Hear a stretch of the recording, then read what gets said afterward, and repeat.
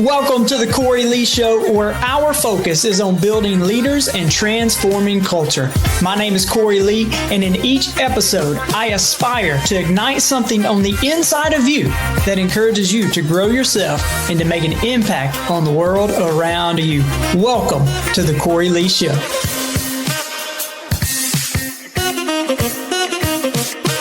Welcome back to the Cory Lee Show. Guys, I am really excited about our conversation today, and it's going to be a good conversation. I just hope you are ready for some enthusiasm and some excitement, because I can just feel me and my guest today that I'm about to introduce you to, my new friend.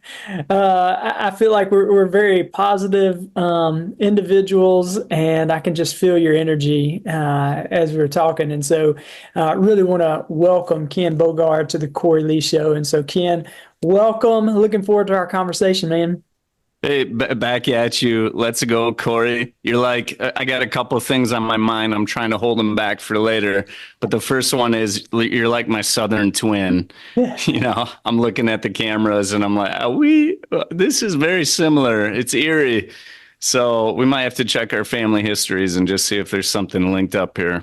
We may have to check on that. I like that. Yeah, you're right. Well, guys, just to kind of give you a little bit about Ken and just to introduce him, and he's going to tell a little more about his journey, but then we're going to dive into a conversation. But Ken, he is an author, he is a speaker, and he's the founder of No Honesty.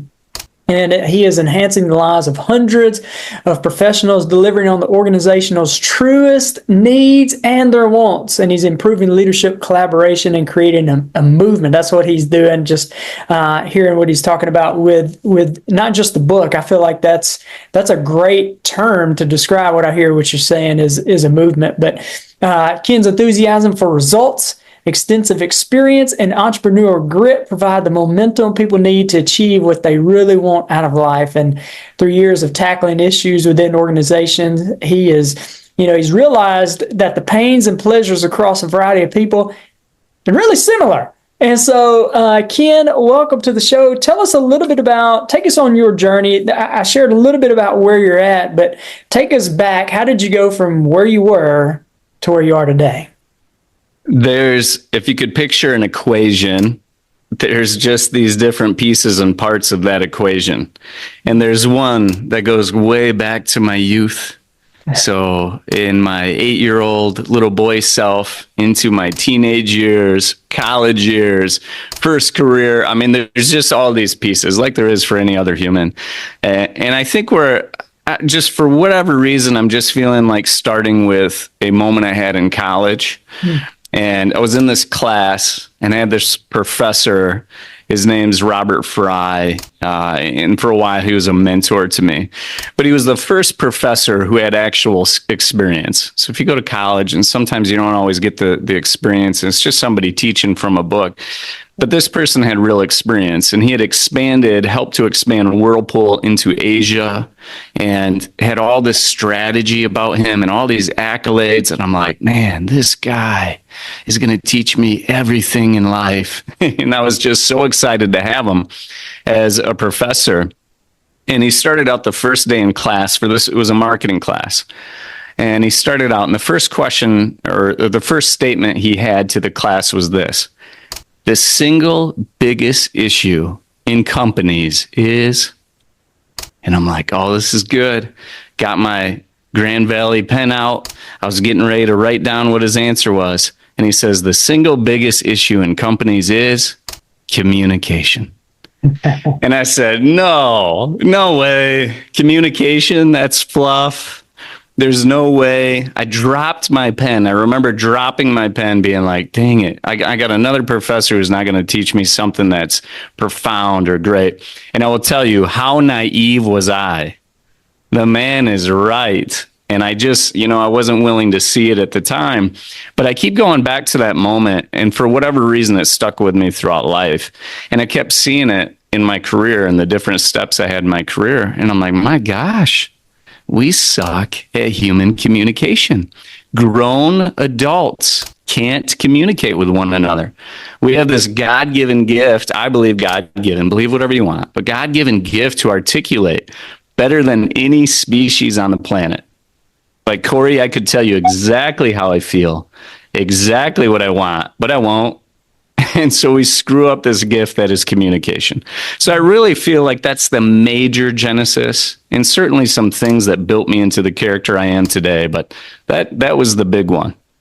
Wow, that's good stuff. As you were saying that, I could feel the build up to that, and just as you're like, boring, really, what? And it reminds. I was sitting here, it reminded me of in our leadership training. Sometimes we'll talk about. I call it the most boring key to success, and I call it consistency. And that's boring, right? Like nobody wants to be like if you were to say, you know what, Cory, your best attribute is you are consistent. Like that's boring. And I feel like that was the moment that you had right there whenever he said communication. But I agree with you, man. I think that is true. I'm curious your thoughts on this because you've been in organizations, you've been doing this for a little bit. Do you find that most people think they're good communicators and it's just somebody else? That's bad. I'm just curious. 100%. Okay. 100%. And you hear about, and I don't do them, but you hear about 360-degree reviews and things like that. Yeah. And just good, honest feedback is so good, but so rare. And what it's giving you is perspective of how somebody else sees you. The deal is you're not looking for somebody else's opinions on a regular basis. You're not collecting all the data that is everybody else's eyeballs and brains for how they perceive you. And so you're generally building up, I'm good at this. I'm a great communicator. I talked to the clerk today and they told him to have a good day. I'm a good human being because I did this for my staff member 90 days ago. And I think a lot of us are just walking blind because we've not worked the muscle of like trying to absorb how everybody else is thinking and feeling and having good, clean, pure communication take place. And actually what we have is completely tainted communication. Because it's all tainted. And so we have an assessment. It's called the Pursuit of Honesty assessment. It's free right now. And I'd recommend anybody just go to our site and just take it while it's free. It'll change at some point. But it measures how honest you are and how open you are. And I would say about 90% of the time, people are a little shocked with their statistics, or they found something out about themselves. They're like, "Ooh, I didn't see that before." And we're just trying to wake people up to that. And it happens to me every day. I know people have different perspectives of me. And I think of, the book, The Subtle Art of Not Giving an F. You ever heard of that? Okay. I've heard of it, yeah. When I first saw the title, I was kind of upset with it. And I'm like, that's not very classy. I mean, you can't, come on, you got an F-bomb on your, how good is this going to be? And there was certainly a ton of cuss words in it and everything else. I didn't let that bother me, but it ended up being a really great book. And I highly recommend it to people. But I remember my first thought being, like, how do people not give an F? How do people not care? How can that be recommended to us in life? Like, think of that messaging. Yeah. So you walk life with 8 billion people on this planet, designed for 8 billion people. And we're being told to not give an F, and what that does to our relationships and how we perceive others and value other individuals. But this is what's ingrained in us and built in us. And it's backwards. And it's not what the book is about. I mean, it definitely snaps you into the book with that title. But anyways, I think about perception, and oftentimes we got it wrong about ourselves.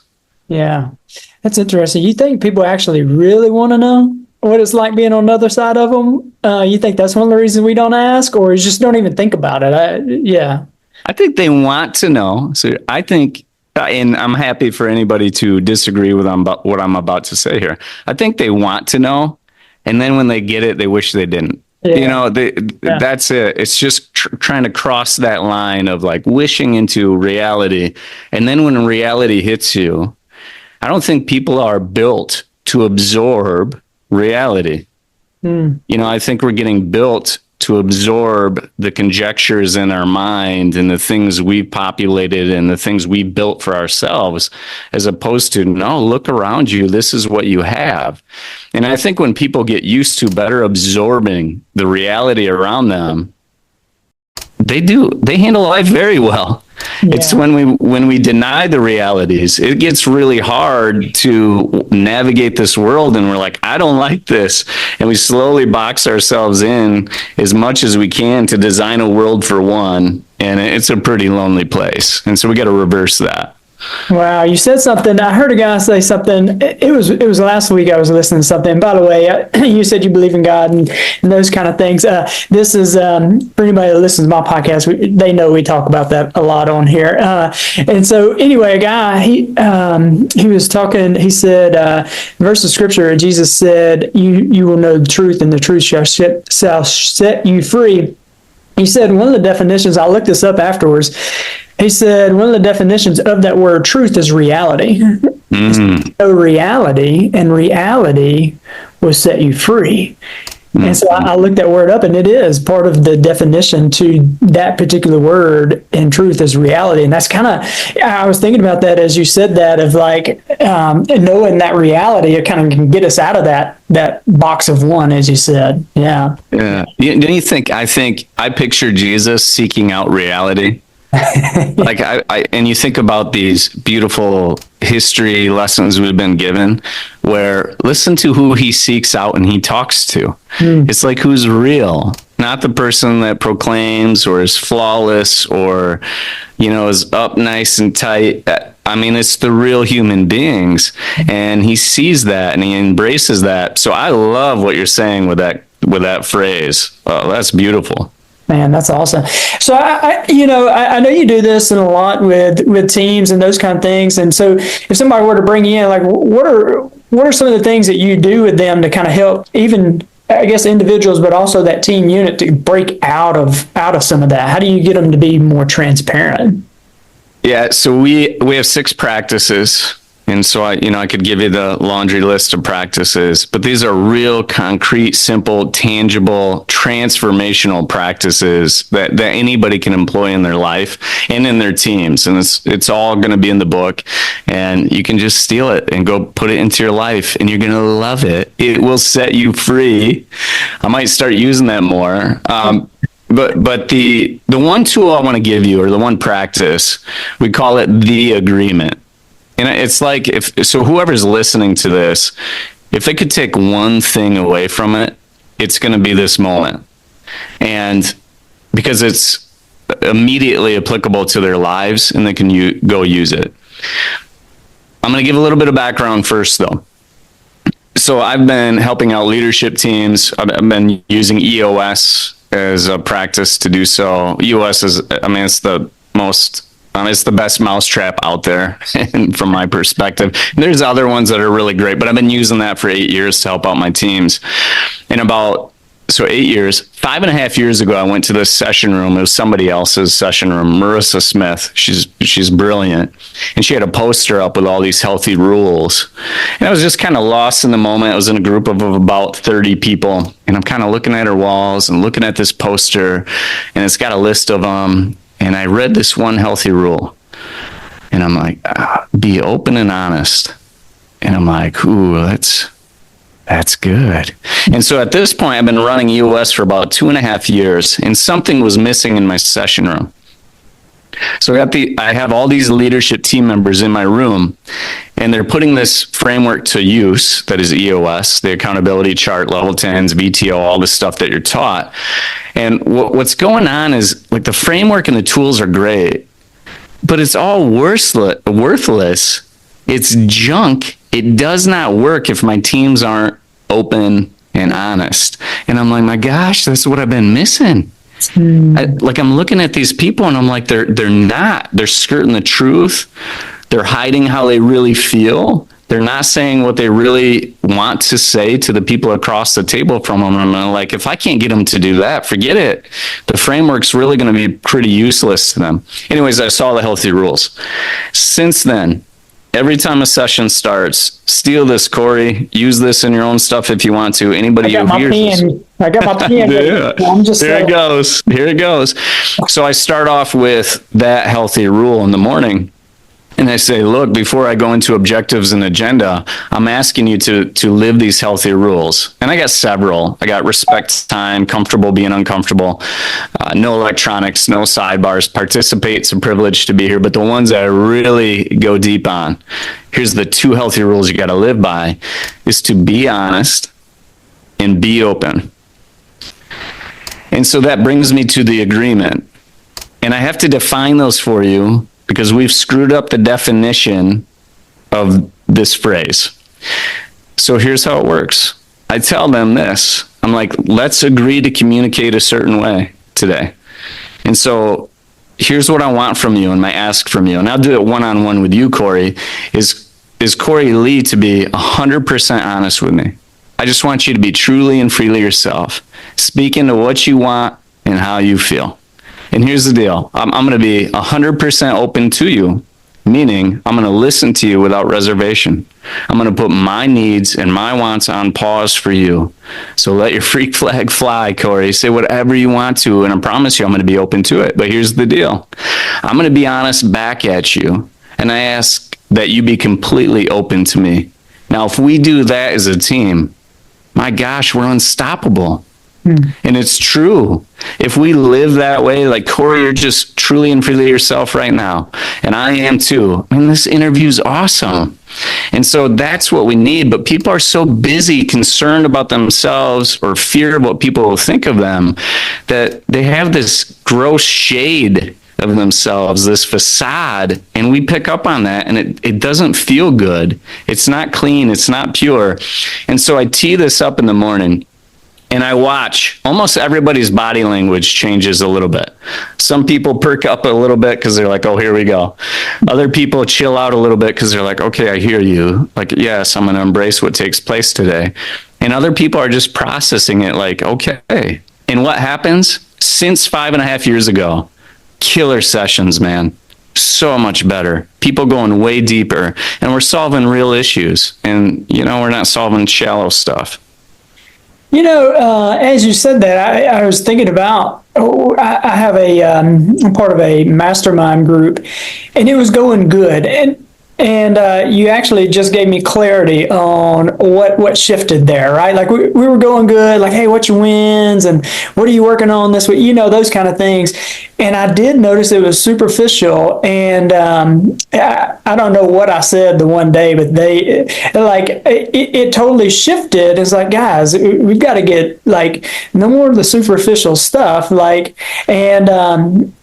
It just totally shifted our entire group, but that's what we did. We were just talking about being open and honest, and I love how you put language to that, and our meetings have been fantastic since then. There's one other one, though, and you just kind of said it in your rules, but I love it, all right? Because this is something I've been thinking on a lot lately. What do you got? You're teasing it real well. Well, I'm just saying, you said participate, and this is something I've been thinking on a lot lately is, man, we are in this, and you can dive deeper into this as well, too, or redirect me. But when you said it,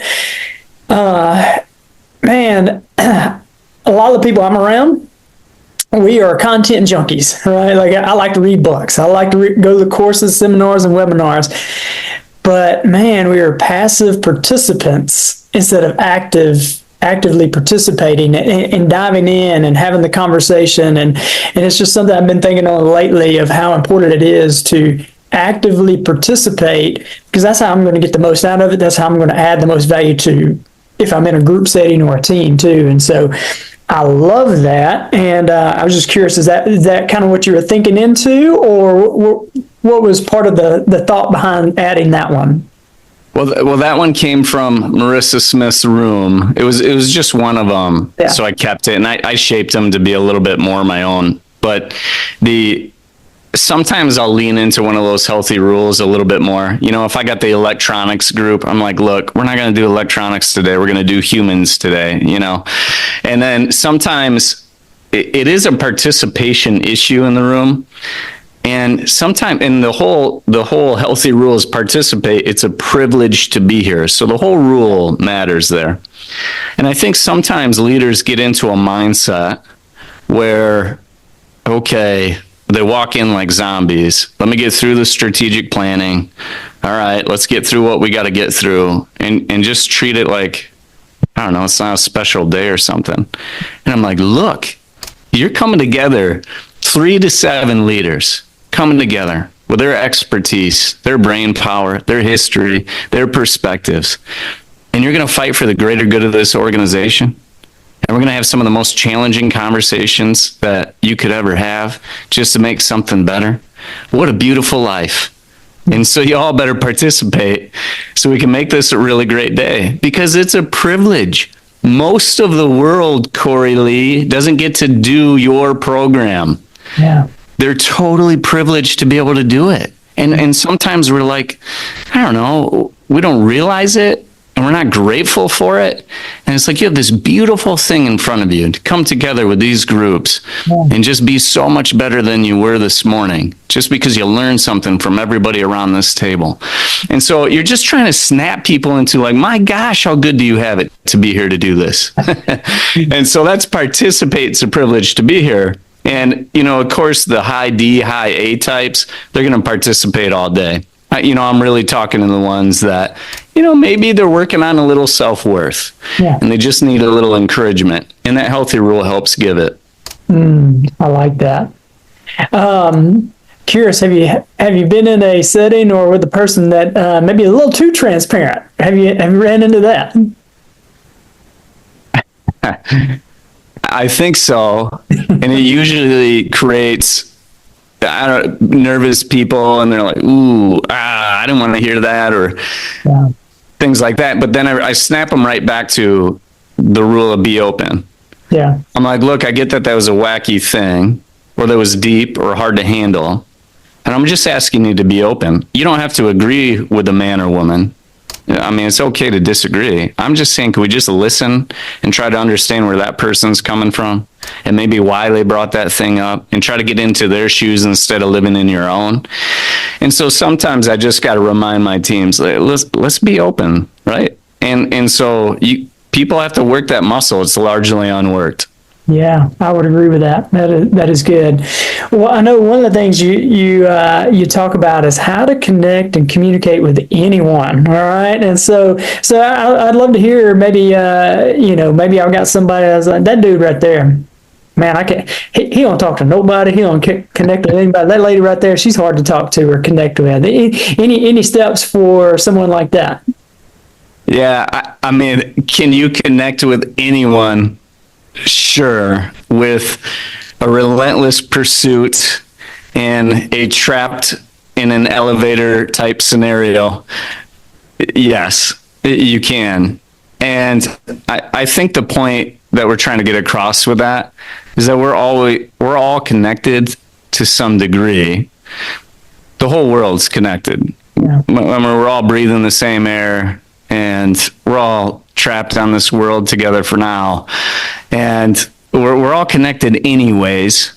However, what we're choosing is disconnectedness. I do believe it's an active choice within everyone that does it to a degree. Like everybody on this planet will do it to a degree, the active choice of disconnecting. And that is really killing relationships left and right. And it's causing division and a lack of understanding. And it's a really hard hurdle to get over, which is trying to connect with another human being. And what really needs to happen in order for us to connect with anyone is to be able to spend the time to just talk about, can we agree we're going to communicate a certain way? And if you can be honest with me and give another human being the freedom and the dignity to just be who they are, and just give them the space for that. Can you do that for a second? That person will connect with you. Mm-hmm. They will appreciate you because they're going to be heard and respected. And what human being on the planet doesn't want to be heard and respected? Yet we're oftentimes not creating that space, and we're judging that human being, and we're putting up walls on that human being, and we're like, you look a certain way, you act a certain way, well, you come from a certain generation. And so we're all in our own head already creating walls before we've even given that human being the chance. But if that person, if you give them the space to be honest, they will connect with you, and you're open. You got to be open. That will create a connection. And then hopefully they will be open and allow you to have their honesty. And then the two collectively can learn from each other and connect with one another. But that's how you do it. Now, if you can't be those two things, it will not work. And so that's what you need. That's what you need implemented in your life, are those two words. Otherwise, forget the connection, or a real connection, at least. Hey guys, I hope you are enjoying this episode of the Cory Lee Show. Y'all, I am on a mission to build leaders and to transform culture. So if you're looking for a speaker who speaks directly to the heart, a mentor to come alongside you and your team, or if you're in a position where you're looking for a personal coach who embraces where you are and also believes in who you could become, then I would be honored to walk this path with you. Simply reach out to me on my email at Cory@CoryLeeLeadership.com. Look, let's make your vision a reality. Contact me, and together we'll navigate the path from aspiration to achievement.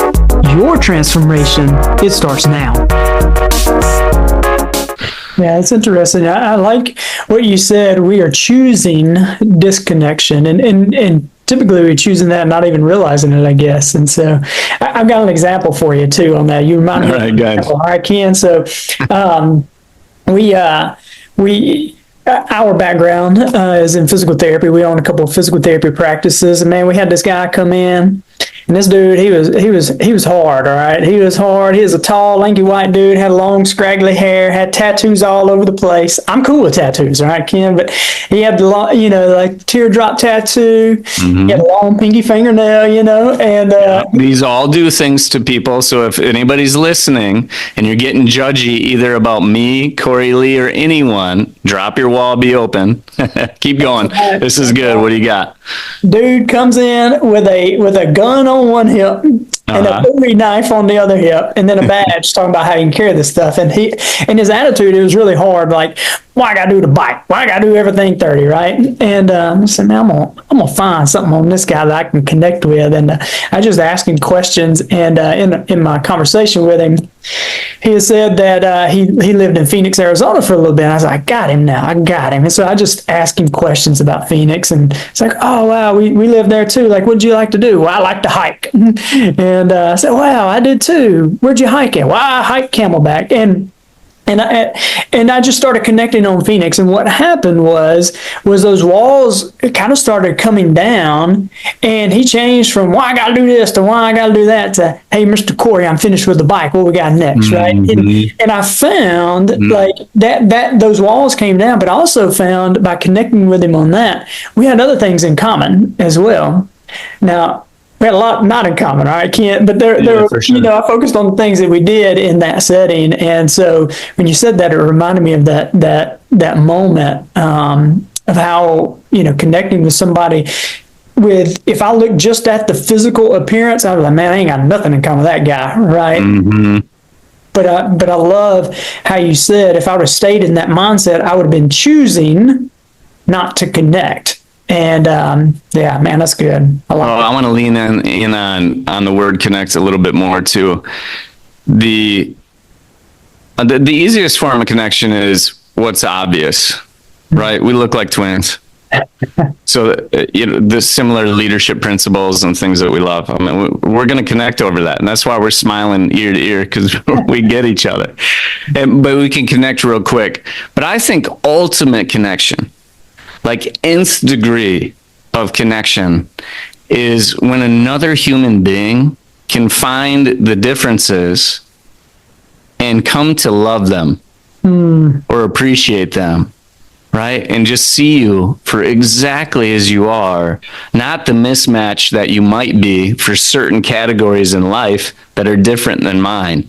To me, that's ultimate connection. And love and belonging is when you can do that. Now, it's really hard to do, but it can be done. And that's total next level type stuff. Well, all I gotta say, Ken, is if I had an organ, I would have played it right there. You know, that would have hit the organ right there, because I 100% agree. And man, there's something I want to dive in on that, but I don't even know how to ask it on that, because I feel like that's a place that in culture and society, that's a place we got to get to. Anyway, is just understanding the value in other people, not just connecting on how you just said it right there, connecting on some of the things we can easily spot, but continuing to have value for you, even when I disagree with, your opinion or whatever, but truly valuing you. And man, that's good. That's good. I don't want to share her name. Yeah. But I will share this podcast with her so she can hear it. There's this leader I know in the world who leads a very pronounced, well-known organization. And she uses the word love in the workplace like I've never seen it before. Like, she'll say, I love you. I care about you. The word love gets put in text messages. And it's just rare. You don't see that. And for some reason in our society, somehow that's viewed as like, you shouldn't do that, or that's wrong. And I bet you the HR people are like, whoa, what's being recommended here? This is too much, but think about that. Like, why would we keep that out of our mouths in the workplace? Yeah. What do you think that's doing to the workplace when we keep that out of our mouths? What is a major missing element? And if that word's missing from the workplace, that's pretty sad. And so I just have the utmost respect for this person, but she is so great at connecting with another human being, and great at making people feel comfortable. And it's okay to say whatever you need to say, and constantly invites that. It's just incredible. And I hope when she hears this, she's going to be like, yeah, that's me. And just shares that with the world, because I think love needs to be way more pronounced in our culture. And it's just not. And for some reason, we're hiding from it. Yeah. I was talking to a friend of mine. We were in a little small group, and the guy leading the small group, he did exactly what you said she did. He said this to this lady. He was like, I love you. I care about you. And she was offended. She was offended because she's like, you don't know anything about me. You can't love me. And what was interesting was, over time, he demonstrated, I do care about you, right? Like, I don't need anything from you. I'm not trying to get anything from you. But he started to demonstrate that. And she started to realize that love isn't like what you're saying. Like, it's just a text. I love my car. I love my cat, whatever. But there's a true something at the heart level that I actually do care about you. And man, it has set that girl off. And she's got an amazing business and ministry and all now. But I think it started with somebody saying that to her and then demonstrating it. That's awesome. That's so powerful. Be curious your thought on like, how do we get to that point as leaders? Like where it's not just, or maybe what do you do? Like, what's been your journey with that? When you write a book like what you got, or when you become a teacher of what you teach, it's not because you've regurgitated some information. It's because something happened, or there's a moment, or there's been a progressive realization of that. And I would just love to hear your thoughts on that. Like, how do we get to that level? Yeah. So the question is, how did we get to that as a collective society level? Well, maybe you personally, like, how do you get to that? How did you get to that level? What's your journey with that? Yeah, I got a story for you on that one. And it's going to go back to my childhood, and it's got some juicy parts in it that I think people will relate with. When I was 8 years old, first of all, was raised by my father solo. So that's a little bit unique. It was just my dad and I. He's much older. He's an older type father, right? He didn't have me when he was in his 20s. It's just an older father. And that means something too, in terms of how you're raised. But I would best describe him as a stoic German, Lutheran, retired engineer, ex-military, He's a very C personality then, right? Or something. loving father. So let me add that. It's just hard to see through all that. And he, you're dealt with the cards you're dealt. That's what he would teach me. And, an issue is like, yeah, that's an issue and you got to deal with it. So I'm 8 years old and I'm biking to school. And as I'm biking to school, I used to have to pass these kids who were waiting for the bus. And I'm trying to get to school. Oh, here I am biking. And then I heard blink. I'm like, what was that? Next day, pass the kids on the bus. And I hear blink, blink. And I look back and they're throwing stones at me. And so they're tossing stones and it becomes this game. So every day I'm trying to get to school. I got to figure out how to pass these kids. And you're dealt the cards you're dealt, right? Deal with it. And I didn't bring it home to my dad. I'm like, okay, fine, I'm going to deal with it. I'm 8 years old.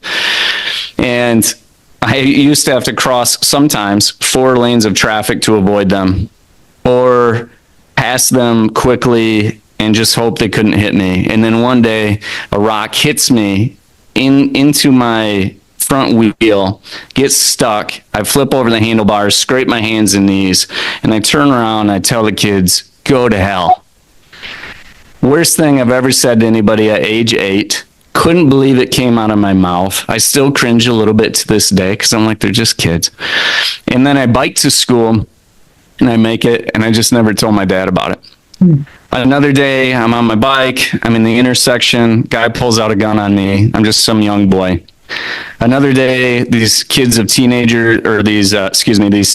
kids are in a bike, or these 4 teenagers are in a car. I'm on a bike, and I'm passing them, and they're yelling at something at me, and they go turn around, and I'm like, oh my God, they're going to come back at me.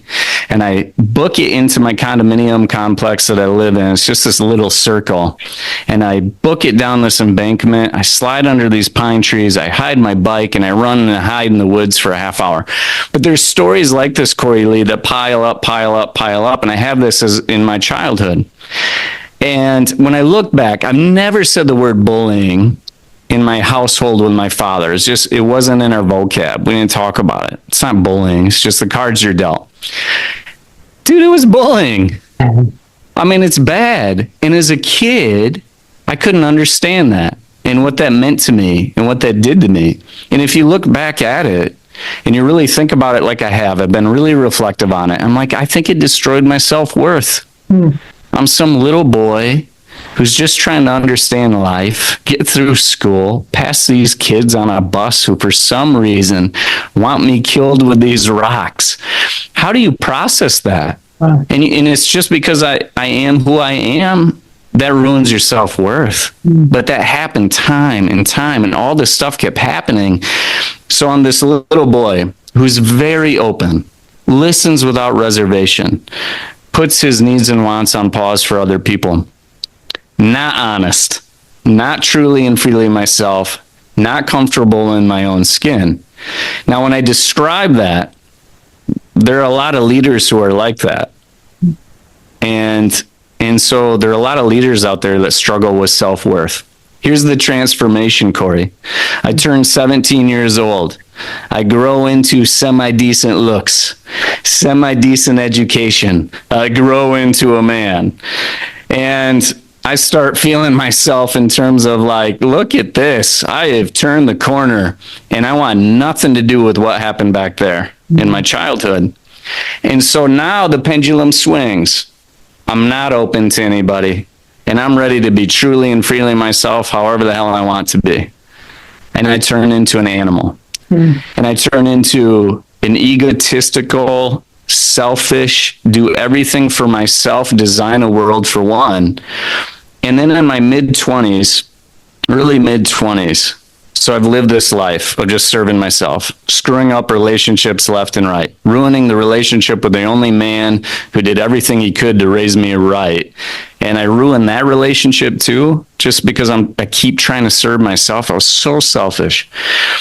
And on the outside, if you looked in at me, you're like, oh, he's got good things going on, semi-decent looks, semi-decent education, decent job. Dude, I was so empty inside. Like the emptiest. I've ever been in my life was the early to mid 20s. And I'm like, why is it seemingly I have everything going for me, yet I have nothing? I had no God in my life. I denied my maker hard. And then at some point, I was living in the basement of my friend's house because I had nothing. I slowly lost everything. I lost a good job. I lost my dignity. I'm in a basement size of a large closet. I mean, and I got on my hands and knees in a bathroom, and I prayed the hardest I've ever prayed in my life. And what happened in that moment is I let someone in. Maybe not a person, but I let someone in, capital S. And then it started coming to me. And it's like, well, look what I've done in my life. I've shut everybody out. And so I've experienced extreme openness, no honesty, extreme honesty, no openness. And so I've just seen this whole thing play out in my life. And I'm like, I want this for no one. And so then can you think of the CEOs who are blatantly honest, not open to anyone? We laugh because many of them exist in our world. And here's the deal. I understand them. Like, I get it. Like, you're like what I went through, and I care about you, and we can work through this, and I get you. And so that's kind of the other genesis that got this going and built me into the man I am today. And this realization of how important it is to be so balanced on both of these things. Like, be comfortable in your own skin, but also be open to all the beauty that exists around you. My gosh, it's everywhere. And this thing isn't just about you. Yeah. Wow. That's so good, man. That's powerful. Do you share that story very often? Just curious. A little bit. Yeah. I'll tell you what, I kept it out of the book because I was really uncomfortable with that story. Yeah. And I shared it with this guy named Ryan, and he's like, Ken, you have to share that. Like, people have to hear that, because it's like so many journeys he knows of. And so it's in the book. And so I'm throwing myself out there, Cory Lee, and I'm getting way more comfortable with it now, of course. Well, I really appreciate the story. And I think it's a very powerful story, because I think a lot of times we can hear, when we read a book, we can go to listen to podcasts and those kind of things, and we hear that, and we're looking for some 1, 2, 3s. And I think what I hear in there are some 1, 2, 3s, but I feel like what ultimately happened there was a point of surrender, and something shifted at the heart level. And that's a supernatural thing. From my own experience, and I hear it kind of in your story, but in my own experience, that kind of what we're talking about, going back to where we started with that going past that superficial communication level of, man, I truly care about you. I don't need anything from you. I'm not trying to get anything from you, but I care about you, and I love you, and I want to see you succeed, and I'm going to be open and all that. To me, that was at a supernatural heart level thing that I couldn't manufacture. So. Yeah. Undoubtedly, all the things that have taken place are too improbable to just be some big coincidence. Yeah. And, I often look back and I'm like, why did you smile on me? Yeah. Why? Yeah. And I get it now. And it is supernatural, and it's incredible. It's humbling. I love that, and appreciate you being vulnerable enough to share and honest enough to share right there. That's good, because I feel like that's going to add value to a lot of people. And man, I truly appreciate your time. I appreciate you being willing to jump on a podcast and share your insights and all. And if somebody wanted to get the book, or man, they wanted to reach out to you to come in and work with their team, or just connect with you, what is the best way for someone to reach out to you? I love being connected through LinkedIn. I think it gives us an opportunity to learn each other quick before we jump on a phone. So my background, some of my videos, but I can learn about other people quick too and see their stuff. So I do prefer LinkedIn. You can reach out to me at ken@nohonesty.com, and that's no, K-N-O-W. And so Ken at nohonesty.com. The book's available on Amazon, Barnes and Nobles, and a bunch of other places. It's all over the place. And that's October 18th, pending when you launch this, Cory. And I do have a request of you. Feels really selfish, but ever since we jumped in on this Zoom call, I'm like looking at that shirt like I want one of those. And so can we trade a book for a shirt? Absolutely, we can do I that. love that thing, man. I love it. Bold as a lion. I can hook you up, and I look forward to diving into the book too. Yeah, that sounds like a great trade. Let's do it. Better end of the deal on that one, though. But Cool. It's on then. We'll make it happen. that's awesome, Ken. Well, I appreciate you. And before we kind of wrap up today, just any last words of encouragement or anything like that you want to share? Yeah, the greater hill to climb out of being open and honest is be open. Yeah. And so really work hard to work that muscle of listen without reservation. Put your needs and wants on pause for somebody else. And just let them have the space to be who they are for just a second. And watch as you become a slightly happier person. Wow. That's good stuff. Good stuff, Ken. Well, man, I truly appreciate you coming on. You've added a ton of value to me. I know you have to our listeners as well. And guys, just thank you for taking a listen in. And I'll have Ken's links in the show notes below. The Ken at knowinghonesty.com or knowhonesty.com, and his book, we'll have that sit on Amazon there, and try to have link to LinkedIn if you want to connect with him. And so if there's anything Ken said that added value to you or stood out to you, hey, put it in the comments. We'll pass that along, or reach out to him directly yourself. That would be awesome too. And just appreciate you guys, and make sure you like and subscribe so you can stay up to date with the latest episodes of the Cory Lee Show. And hope you guys have a great day, and God bless. Thank you, guys. 3, 2, 1. Okay. Thanks for joining me today. I hope I have added value to you. And if you have found value in this episode, let me know. Drop a comment and make sure you share with a friend or family member. See you next episode.